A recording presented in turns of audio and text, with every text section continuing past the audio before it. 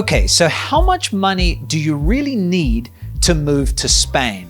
So in this video, I'm gonna do some back of the napkin math and give you really what I see would be the minimum to pick up your life and move to Spain, whether it's for 1 year, whether it's for the rest of your life. There's two key parts, and I'm gonna cover both of those parts. The first is the actual, the hard costs of the move. You know, you gotta get a visa, you gotta ship your stuff, you gotta fly there, or however you're gonna get there.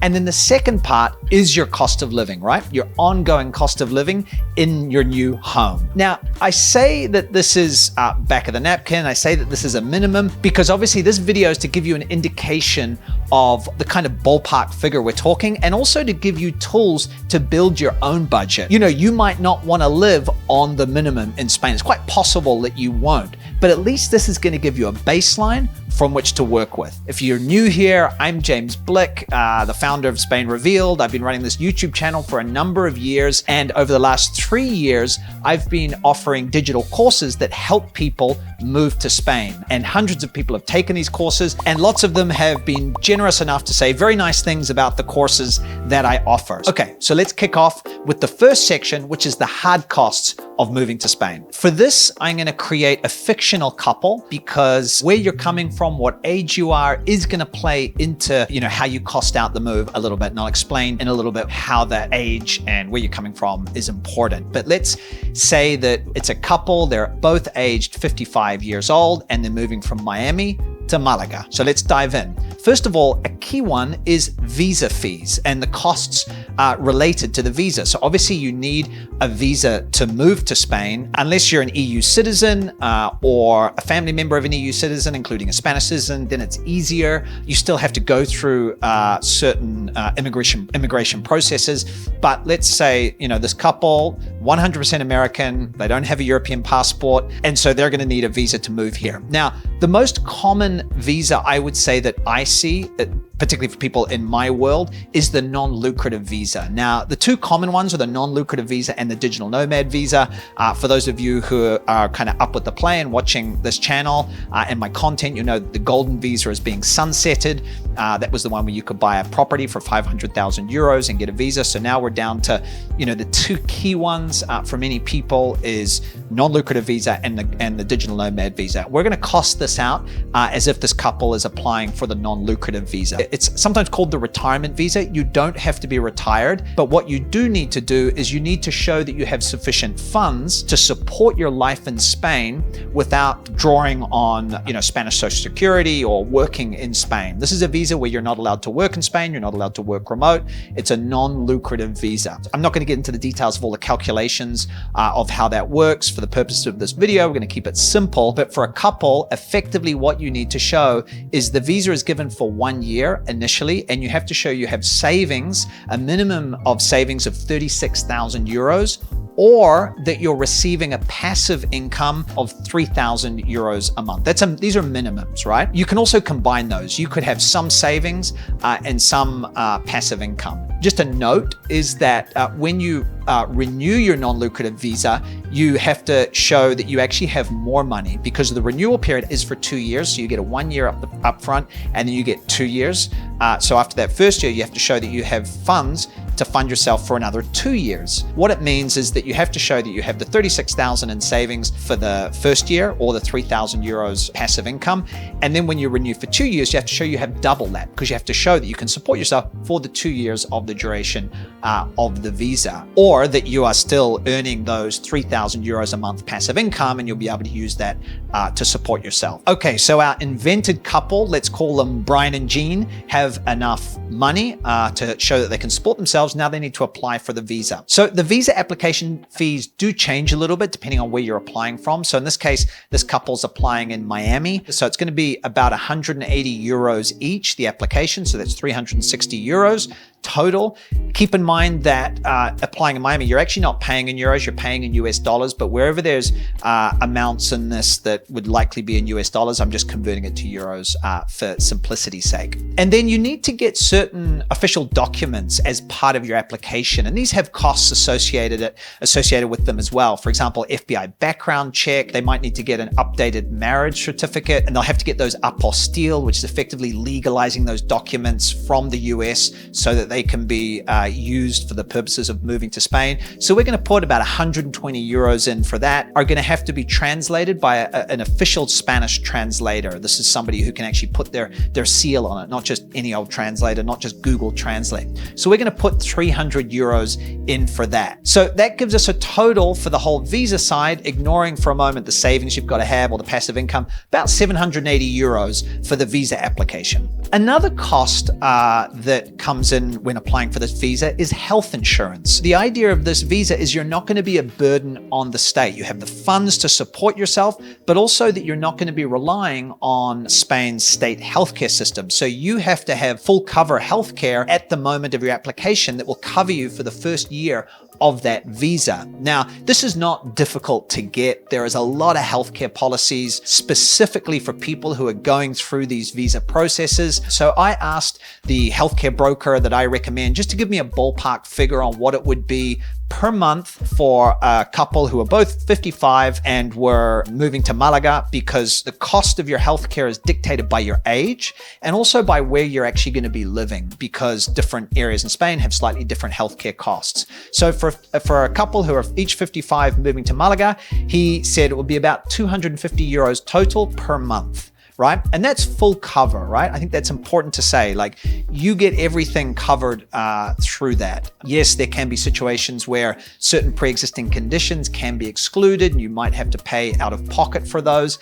but keeping it simple, 250 euros per month, we multiply that by 12, and that's 3,000. Why are we multiplying it by 12? Because when you apply for your non-lucrative visa, you have to have that health insurance paid up for the entire year at the moment of application. Okay, next up, this Brian and Jean, I can't even remember what I called them, but I think it was Brian and Jean. They're going to have to fly here, right? They have to get to Spain. So travel costs. Now, I had a quick look on Iberia to see flights from Miami to Malaga, and flying in November when I'm recording this video, some of the cheapest flights, including one checked bag per person, was about 600 euros per person. So we've got 1,200 euros there for their flights. Now remember, that only includes one checked bag for Brian and one for Jean. And some people move with very little. Some people move with almost nothing at all. And some people move with a lot. Now, if you're looking to see, how you can move to Spain with the minimal budget possible, or at least keeping the costs really low, then you're not going to want to bring a lot of stuff, because shipping is an area where costs can really increase quite dramatically. But I think it's probably realistic that Brian and Jean are going to bring a few things, right? We're going to add in 2,000 euros that could be for shipping by sea, effectively cargo, or it could be excess luggage. That's where you can use services like Send My Bags, and they can send them by air.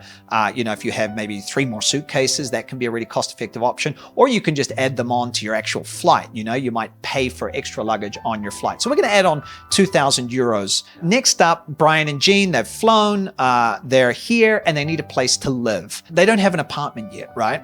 You could, in theory, rent an apartment from back home before you come. It's very challenging to do it, particularly in hot rental markets like Malaga. You really need to be, kind of an old-fashioned term, you need to be Johnny on the spot when you're renting. You need to be here, because there's often so much demand for rental properties that really they'll only consider people who are actually here physically and can come and see it this afternoon. And also, you want to see and feel the place that you're going to be living in. You want to get a sense of it. What I see most people doing and being successful at is renting what I call a landing pad. So that means that before you come to Spain, you rent an Airbnb or you rent a hotel or something similar, so that you've got somewhere to land and be while you find your actual permanent home. I'm going to put in the budget about 1,750 euros for 3 weeks. I was looking at, whether it's apartments, rental apartments, or hotel rooms. That could go up, it could go down, but let's put in 1,750 for that landing pad. And I think that's important to have, right?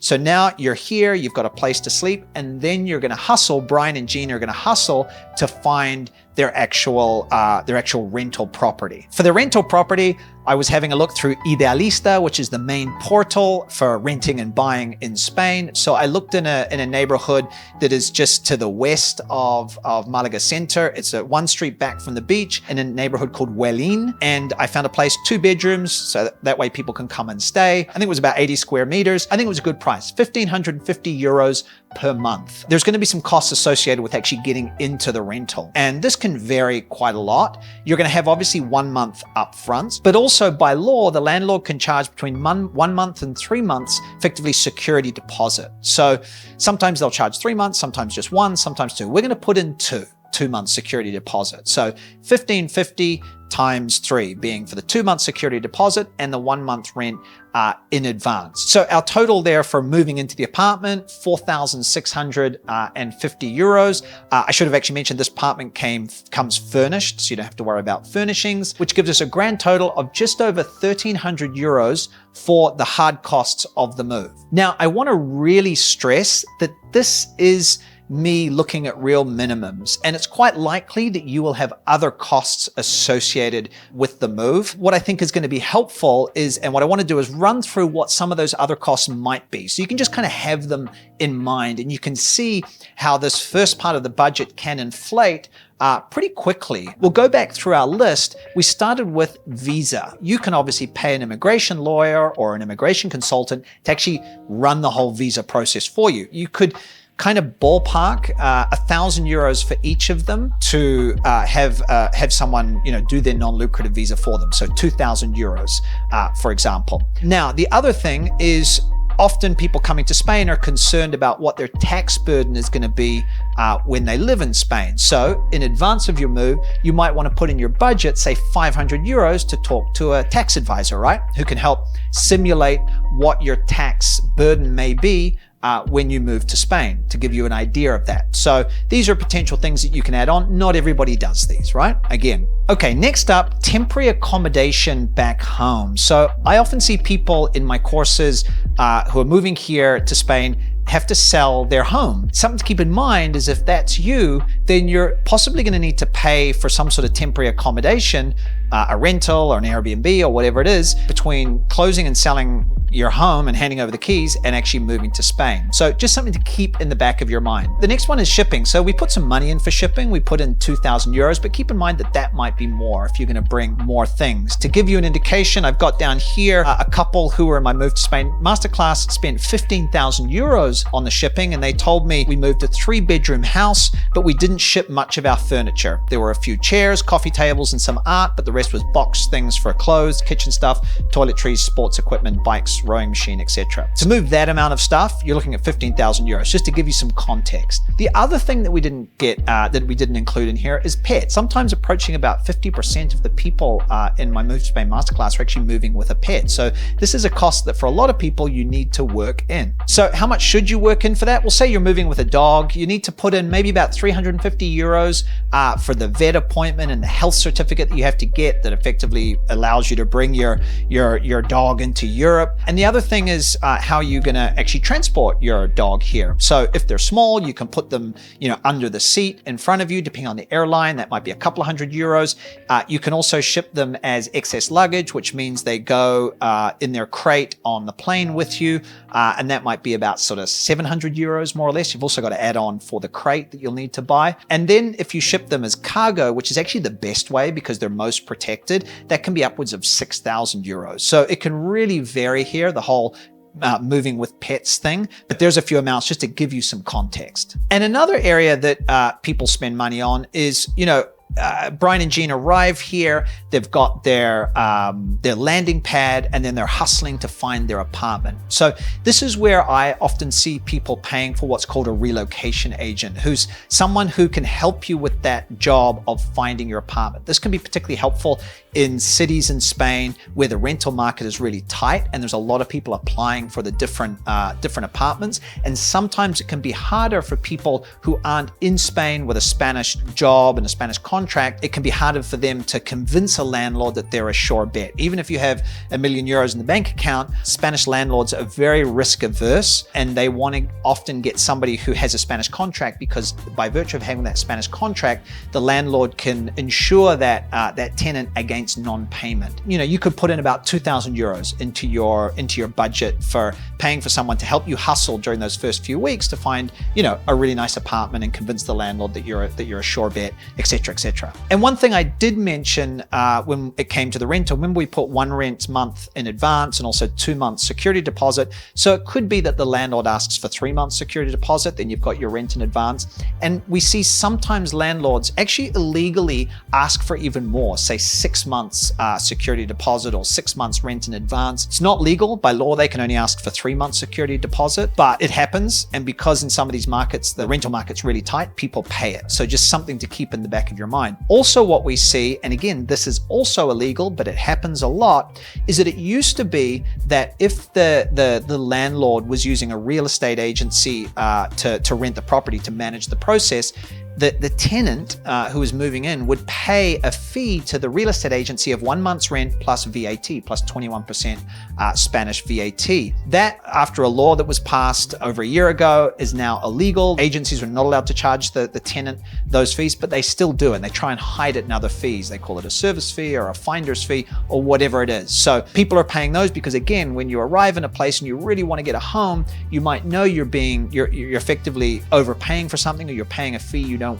you shouldn't have to pay, but you kind of don't know what to do, right? You just want to get that rental, you want to get in, you want to start setting up your life. So before we hit part 2, where I'm going to go into the detail about how you should budget for actually living your life in Spain, the actual cost of living, I wanted to let you know that I go into a lot more detail about what I'm talking about in this video in one of my paid courses. It's called First Step to Spain. That's the name of the course. But I'm giving away the whole money module of that course for free. So if you want to effectively watch an extended version of this video, it's almost an hour long, that module, then just click down below and you go through and you can get access to that module from my First Step to Spain course. So just for some context, in that course, which is really about helping you take your first step to Spain, there's about 6 hours worth of videos, and I go into the key topics that you need to understand to move to Spain, which is immigration, housing, location, where you're going to move to, healthcare, living your life in Spain, and also the financial side, the money side. And it's that module on money that I'm giving away for free. Click down below and you can get into that. All right, let's get into part 2 of this budget, which is your cost of living once you're in Spain and living your wonderful life here. Now, one thing I think it's really important to say is that I don't believe there's any one cost of living, but I do understand that if you're trying to figure out, could you afford to live in Spain, then you need some sort of baseline, some sort of idea of what it's going to cost. And so I think the most objective and effective way to do this is to go to Spain's National Statistics Institute and look at the actual cost of living data that it provides on an annual basis per region. Now, one thing I wanted to say before we actually start talking numbers is we're going to use a term called the average spend per consumer unit. And effectively what it does, this consumer unit figure, is that it enables us to apply economies of scale to cost of living. If Brian and Jean move into an apartment, they get internet, if the internet costs €40, for example, then it's the same cost for both of them. It's €40. Effectively, by being 2 people sharing internet, it's €20 each. But if you moved into that apartment on your own, it's €40 for you. So for 2024, the figure I've got in front of me is the average cost of living per consumer unit, for one consumer unit, is approximately